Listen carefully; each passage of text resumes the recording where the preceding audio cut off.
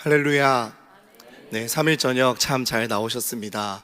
완연한 봄날입니다. 봄 햇살이 너무나도 따스한데요. 이렇게 주의 은혜를 사모하고 이 저녁을 기억하고 나오신 모든 성도님들에게 햇살보다 더 따뜻하신 하나님의 은혜가 우리를 덮어주시고 감싸주실 줄 믿습니다. 우리 서로를 바라보시며 이렇게 한번 인사했으면 좋겠는데요. 사랑과 은혜는, 하나님 주신 사랑과 은혜는 전도된다라고 우리 주일에 담임 목사님 말씀하셨지 않습니까? 우리 그 사랑과 은혜를 함께 전도합시다. 야시장 함께 나옵시다. 우리 서로를 돌아보며 인사했으면 좋겠습니다.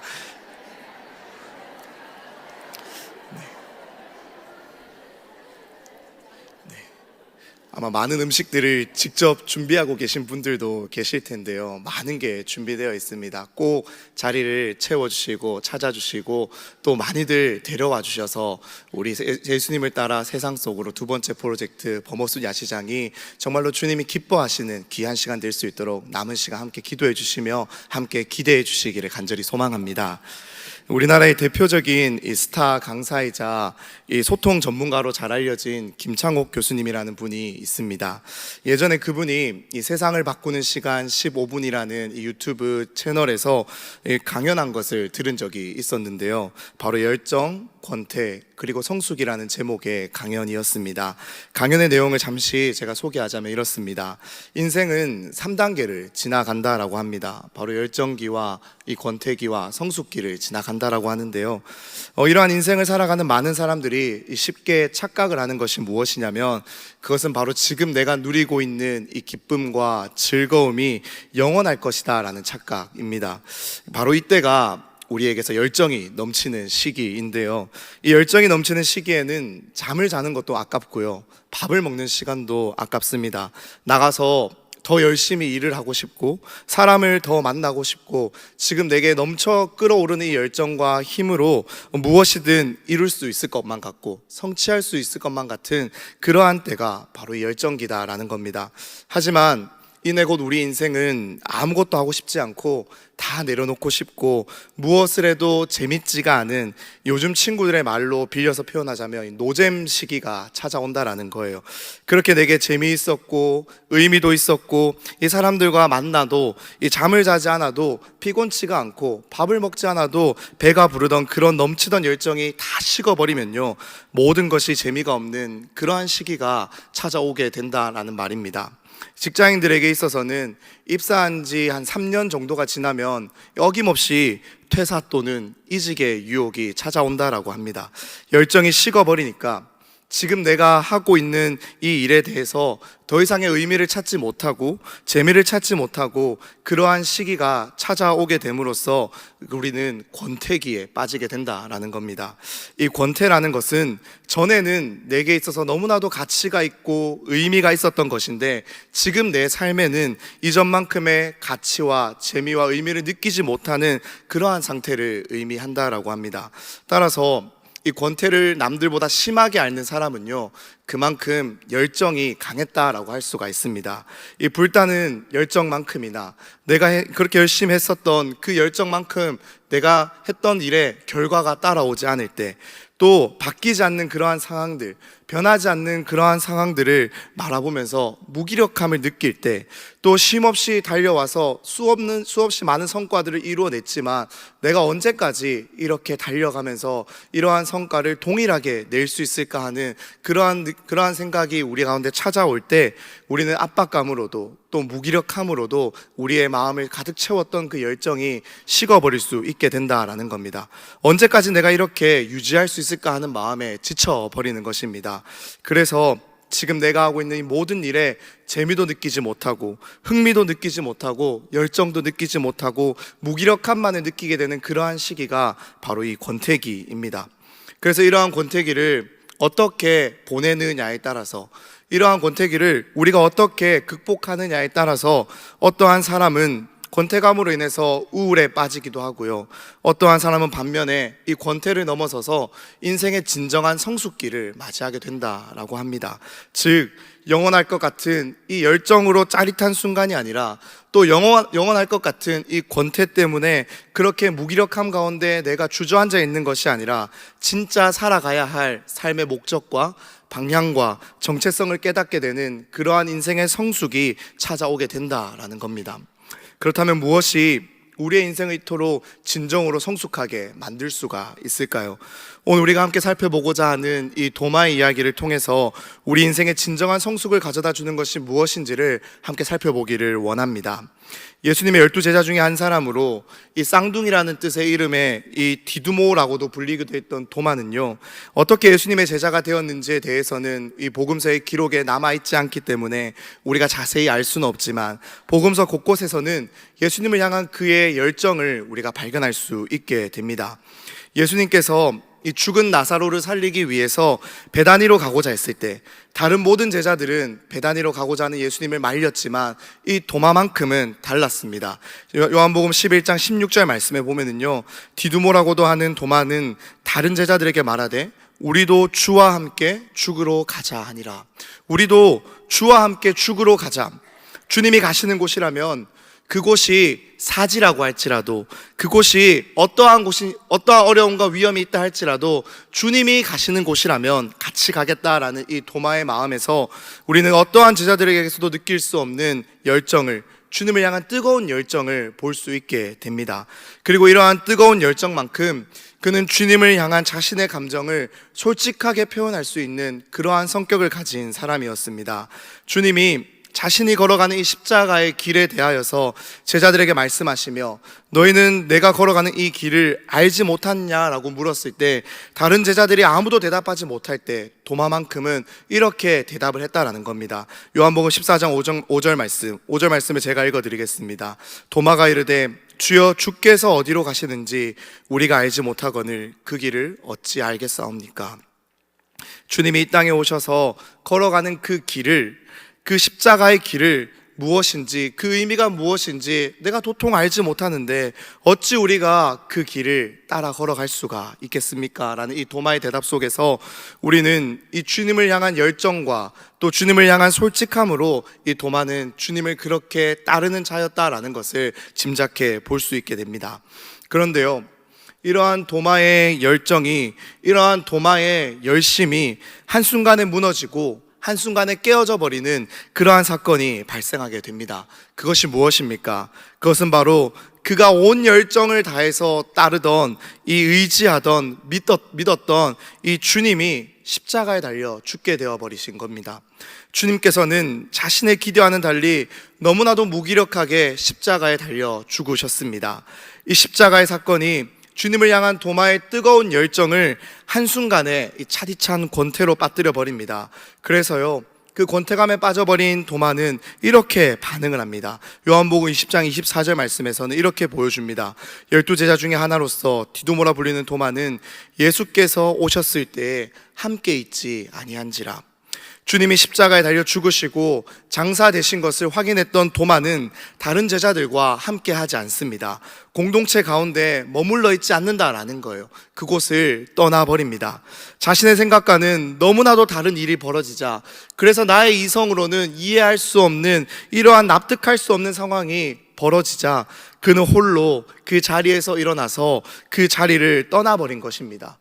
3년 동안 주님을 따르며 함께 동고동락했던 이 제자 공동체를 떠나버린 거예요. 이것이 열정이 차갑게 식어 권태에 빠져버린 도마의 모습이었습니다.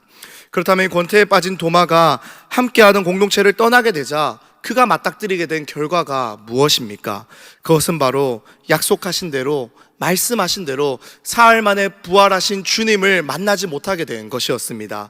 그래서 지금 이 자신들의 눈앞에 펼쳐진 이 이해할 수 없는 이 상황을 깨닫지도 못하고 자신들도 주님처럼 죽게 되는 것은 아닐까, 우리도 잡혀가서 죽게 되는 것은 아닐까 두려워 떨며 그렇게 굳게 문을 닫고 있었던 그 제자들을 찾아와 샬롬을, 평안을 주시고 성령으로 충만케 하여 주시며 다시 그들의 마음을 기쁨으로 회복시켜 주신 그 주님을 만나지 못하는 것이 이 공동체를 떠나버린 도마의 모습이었다라는 거예요. 주님은 그들에게 성령을 충만케 하시고 기쁨을 회복시켜 주시며 또 무엇을 하셨습니까? 다시 그 자리에서, 이 부활하신 주님을 만난 그 자리에서 주님은 그들에게 있어서 나아가 이 복음을, 이 부활의 기쁨을 전하라는 새로운 사명을 주실 때 그 자리 가운데도 도마는 함께하지 못했다라는 것입니다.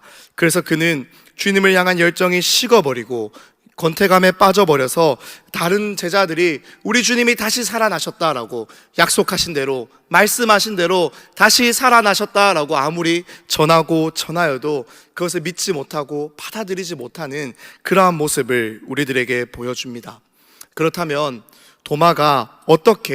이러한 도마가 어떻게 회복이 됩니까? 이러한 도마의 마음이 이러한 권태와 우울을 넘어서서 진정한 성숙으로 어떻게 나아갈 수가 있었을까요? 그래서 이 후에 알려진 기록으로는 이 인도까지 가서 복음을 전하며 자기 목숨도 아끼지 않았던 진정한 제자로 그는 어떻게 빚어져 갈 수 있었을까요? 그 원동력이 도대체 무엇일까요? 도마 이야기를 우리가 조금 더 함께 살펴보면서 이 도마의 이야기를 들려주고 있는 요한복음을 기록한 이 요한의 목소리에 우리가 조금 더 귀를 기울이길 원합니다. 먼저 그 큰 열정을 다 잃어버리고 권태와 이 우울감에 빠져서 이 주님이 부활하셨다는 사실을 믿지 않고 의심하는 이 도마를 놓치지 않기 위해서 이 공동체가, 다른 제자들이 그를 붙잡았다라는 이 사실을 우리가 먼저 주목해 보기를 원합니다. 십자가에 죽으시고 다시 사신 주님은 약속하신 대로, 말씀하신 대로 사흘 만에, 즉 안식 후 이 첫날에 지금 우리가 부활하신 주님을 기억하고 기념하며 주의 날로 지키며 예배하는 이 주일 저녁에 두려움에 빠져 있었던 이 제자들을 찾아오셨습니다. 그리고 그들에게 평안을, 샬롬을 선물해 주셨습니다. 굳게 닫힌 이 돌문을 열고 죽음을 이기신 주님은 두려움에 빠져서 이 굳게 닫은 문 뒤에 숨어있던 그 제자들을 찾아와서 두려움으로 가득했던 그들의 굳게 닫힌 마음의 문을 열어주셔서 평안을 선물하시고, 평안으로 위로하시고, 두려움을 몰아내고 기쁨을 주셨고 성령으로 충만케 하여 주셨습니다. 그래서 이제는 좌절해서, 낙심해서 문을 굳게 걸어 잠그고 숨어있던 이 제자들을, 자신들의 마음의 문을 두려움으로 굳게 닫고 있었던 이 제자들을 세상으로 보내셔서 이 불신과 의심과 무지와 또 죄악으로 굳게 닫힌 사람들의 마음을 열어 제쳐서 이 주님의 부활하심을, 이 복음을 전하는 일에, 우리를 구원하기 위해 이 땅에 오신 예수 그리스도를 전하는 일에 이 부활하셔서 우리의 참 소망과 산 소망이 되어주시는 주님을 전하는 인생으로 바꾸어 주셨다라는 거예요. 이것이 주님이 부활하신 그날에 두려움에 빠져 있었던 제자들이 이 주님을 만나서 평안을 선물로 얻고 성령으로 충만하게 된 그날의 역사였습니다. 그렇게 주님의 이러한 놀라운 은혜를 맛본, 다시 회복된 이 제자들은 그들과 함께 동고동락했던 하지만 지금은 열정이 식어버려 그들과 함께 하지 않고 그 자리를 떠나버린 도마를 가만히 내버려 둘 수가 없었다라는 거예요. 그래서 그들은 도마를 붙잡습니다. 공동체를 떠나 홀로 있던 도마를 다시 공동체 가운데로 나아오게 하는 거예요. 바로 그때 어떠한 일이 일어납니까? 우리 요한복음 20장 26절의 말씀을 같이 한번 읽어보기를 원합니다. 26절입니다. 여드레를 지나서 제자들이 다시 집 안에 있을 때에 도마도 함께 있고 문들이 닫혔는데 예수께서 오사 가운데 서서 이르시되 너희에게 평강이 있을지어다 하시고, 주님이 다시 찾아오셨습니다. 부활하신 주님이 제자들을 다시 찾아오신 거예요.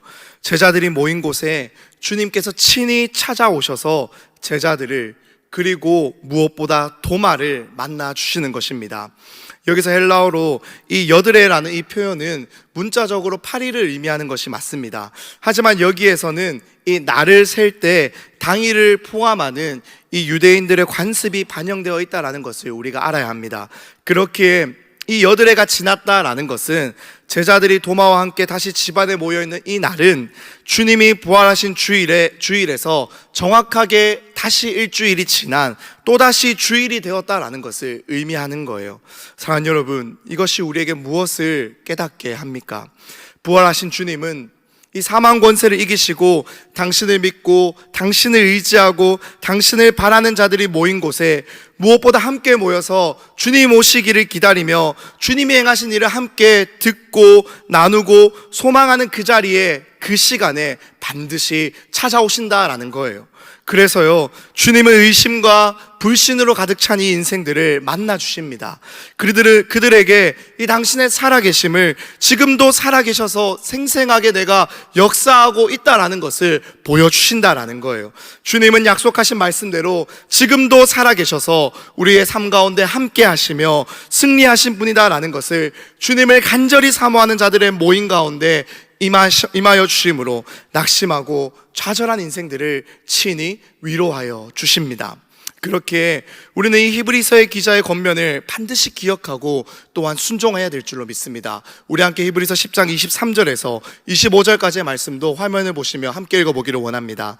또 약속하신 이는 믿으시니 우리가 믿는 도리의 소망을 움직이지 말며 굳게 잡고 서로 돌아보아 사랑과 선행을 격려하며 모이기를 피하는 어떤 사람들의 습관과 같이 하지 말고 오직 권하여 그날이 가까움을 볼수록 더욱 그리하자. 아멘. 그렇게 우리 모두가 이 참 소망을 노래하고 기억하고 기념하는 이 예배의 자리를 내 인생의 가장 큰 기쁨의 순간으로 여기며 그 예배의 자리를 사수하는 우리 모두가 될 수 있기를 간절히 소망합니다. 그리고요, 우리 주변에 이 예배의 자리가 다시 필요한 사람들이 있다면, 이 예배의 자리가 너무나도 간절히 필요하고 회복이 필요한 자들이 있다면 그들을 다시 예배의 자리로 나오도록 하는 일에, 권면하는 일에 우리가 게으르지 않기를 간절히 소망합니다. 공동체를 무너뜨리는 이 사탄의 계략은 다른 것이 아닙니다. 우리의 믿음을 끊임없이 의심하게 만들어요. 그리고요, 그러한 의심을 통해서 우리의 마음 가운데 틈을 만들어내고요, 그 틈을 집요하게 파고들어서 결국에는 믿음의 자리를, 이 예배의 자리를, 공동체를 떠나게 만듭니다. 혼자 있게 만든다라는 거예요. 왜 그렇습니까? 혼자 있다면 너무나도 쉽게 넘어지기 쉽기 때문입니다. 하지만 공동체와 함께하는 사람들은 다릅니다. 믿음의 자리에, 이 예배의 자리에 계속해서 머물러 있는 사람들은 결코 쓰러질 수가 없습니다. 왜 그렇습니까? 서로가 서로를 붙잡아 주기 때문입니다. 넘어지지 않도록 서로가 서로를 붙잡아 다시 일으켜 세워주기 때문입니다. 그리고요, 무엇보다 우리 주님이 우리를 넘어지지 않도록 이렇게 붙잡아 주시기 때문입니다. 시편 37편 24절 말씀입니다. 그는 넘어지나 아주 엎드러지지 아니함은 여호와께서 그의 손으로 붙드심이라. 사랑하는 여러분, 믿음의 공동체와 함께 할 수 있기를 간절히 소망합니다. 그것이 우리의 의심을 확신으로, 이 열정을 잃어버려 권태와 우울감에 빠져 낙심하고 좌절하고 절망하고 있는 우리의 마음을 성숙해 할 줄로 믿습니다. 무엇보다 함께 모여 주님을 예배하는 이 자리를 지켜낼 수 있기를 간절히 소망합니다. 그리고 그 자리로 무너지고 좌절한, 낙심한, 쓰러진, 의심과 불신 가운데 엎드러진 자들을 다시 불러올 수 있기를 소망합니다.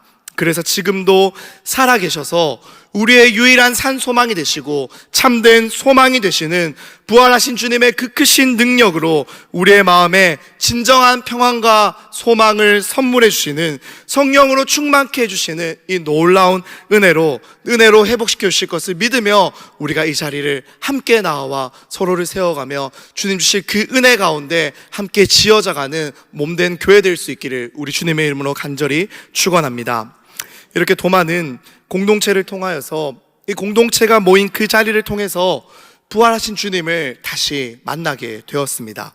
그런데요, 더 놀라운 것은요, 이 부활하신 주님이 도마를 만났을 때, 이 도마를 만나게 되었을 때 그 도마를 향한 우리 주님의 반응이었다라는 거예요. 우리 27절 말씀도 같이 한번 읽어보기를 원합니다. 27절입니다. 도마에게 이르시되 내 손가락을 이리 내밀어 내 손을 보고 내 손을 내밀어 내 옆구리에 넣어보라. 그리하여 믿음 없는 자가 되지 말고 믿는 자가 되라.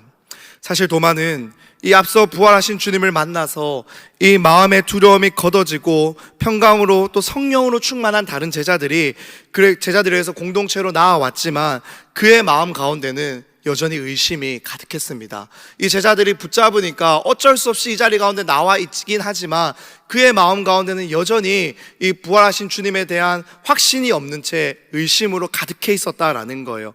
그래서 아무리 다른 제자들이 우리 주님이 부활하셨다라고, 우리 주님이 살아나셨다라는 것을 들려주고 알려주고 이야기해 주어도 그는 한결같이 그것을 믿지 못하고 의심하고 있었다라는 것입니다. 그런데요, 그러한 주님이 그러한 도마에게 있어서 주님이 찾아오셔서 하신 것이 무엇입니까? 한결같은 의심 가운데 내가 주님 손의 못자국을 만져보지 않고서는 믿지 못하겠다, 내가 창에 찔린 그 옆구리에 손을 넣어보지 않고는 내가 믿지 못하겠다라고 의심하며 확실한 증거를 구하고 있는 그 도마를 향해서 부활하신 주님이 찾아오시자마자 하신 일이 무엇입니까? 손을 내밀어 주십니다. 옆구리를 내어 주시는 거예요.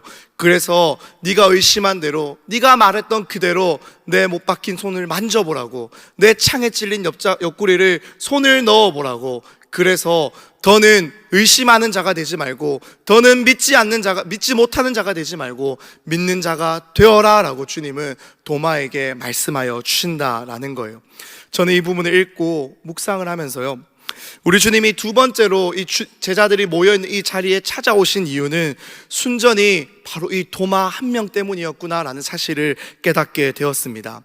주님이 십자가에 달려 죽으시고 장사되신 후에 그 안식 후 첫날이 되었을 때, 즉 약속대로 부활하신 그날에 이 굳게 닫힌 문을 열고 이 제자들의 마음에 굳게 닫힌 그 두려움의 문을 열어 제치고 그들에게 기쁨과 회복을 주셨던 것처럼, 동일하게 우리 주님은 의심과 불신으로 굳게 닫혀버린 그 도마의 마음을 낙심과 절망으로 열정을 잃어버리고 권태와 우울감에 빠져 이 주님을 떠나버렸던 이 도마를 찾아오셔서 이 도마의 마음을 열어주시기 위해서, 이 도마의 의심을 믿음으로 바꾸어 주시기 위해서, 무엇보다 도마 이 한 사람을 만나기 위해서 주님은 이 자리 가운데 찾아오셨다라는 거예요. 주님은 다시 한 번 더 제자들을 찾아왔을 때 그들에게 평강이 있을지어다 그저 간단한 인사말만 나누셨을 뿐이지, 그들과 어떠한 대화나 그들과 어떠한 다른 이야기도 나누지 않습니다. 주님의 관심은 오직, 목표는 오직 도마 한 사람이었어요. 그래서 굳게 닫힌 문을 열고 오셔서 주님은 도마에게로 직접 찾아가십니다. 그리고 도마에게 나아가서 본론을 바로 이야기하는 거예요. 도마야, 못자국 내 손을 만져보거라.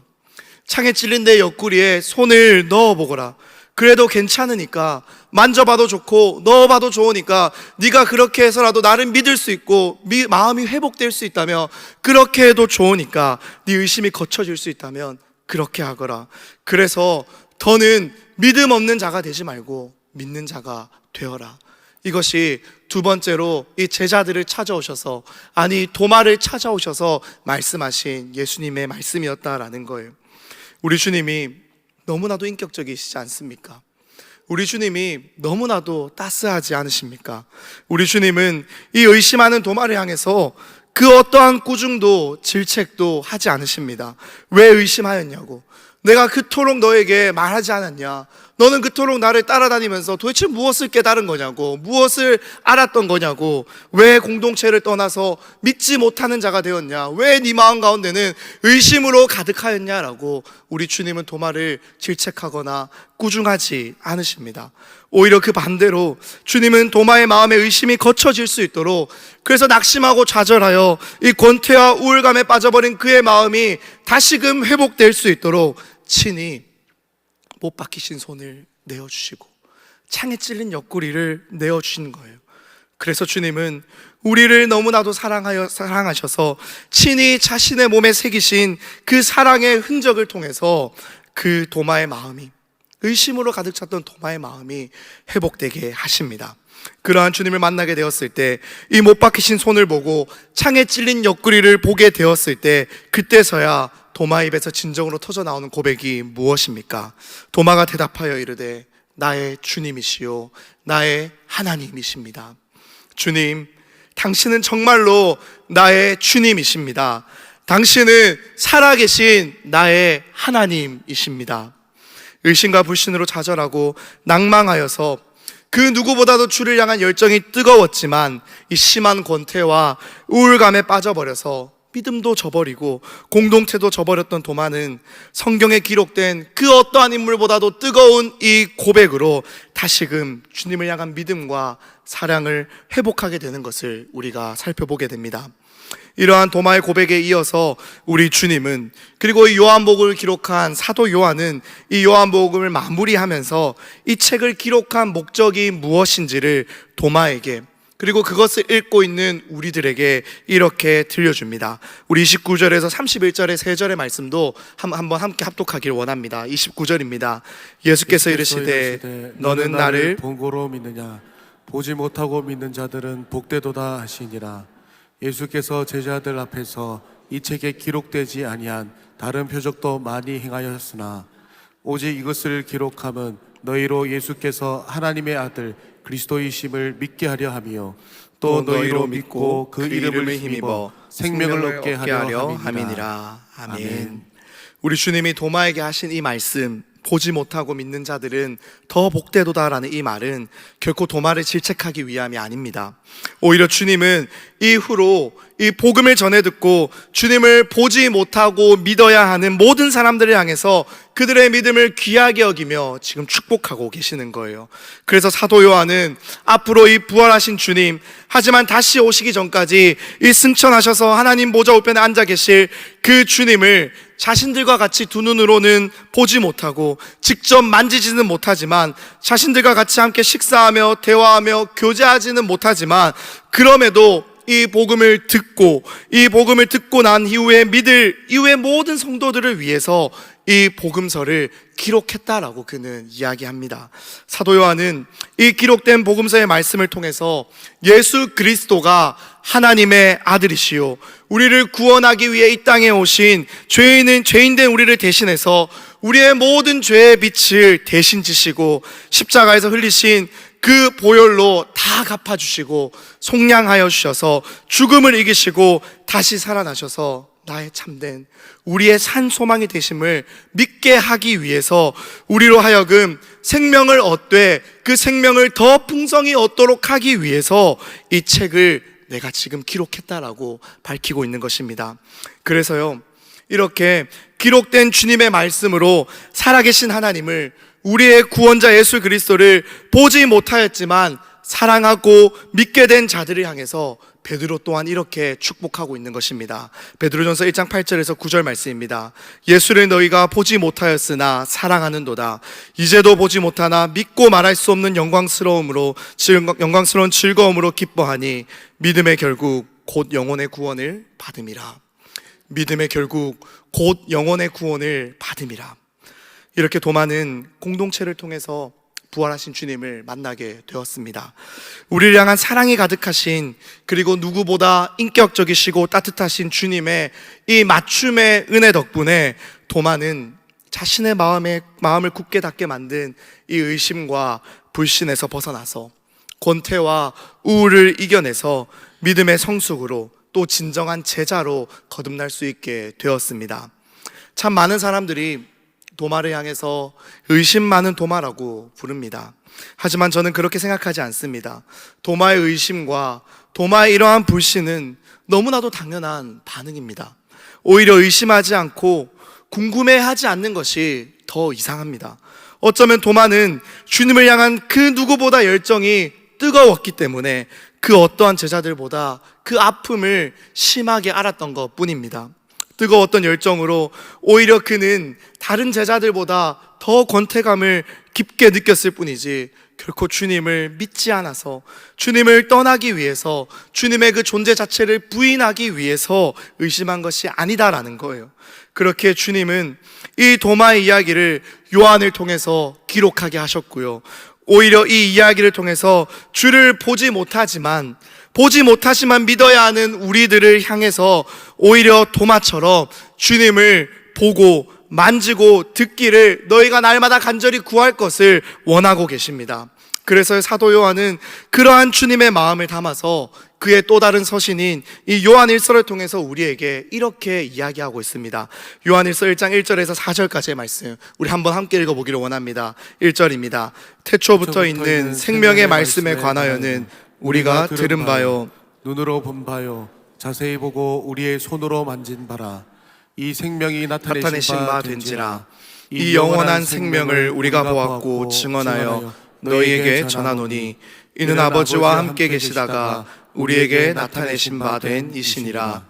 우리가 보고 들은 바를 너희에게도 전함은 너희로 우리와 사귐이 있게 하려 함이니 우리의 사귐은 아버지와 그의 아들 예수 그리스도와 더불어 누림이라. 우리가 이것을 쓰면 우리의 기쁨이 충만하게 하려 함이라. 아멘.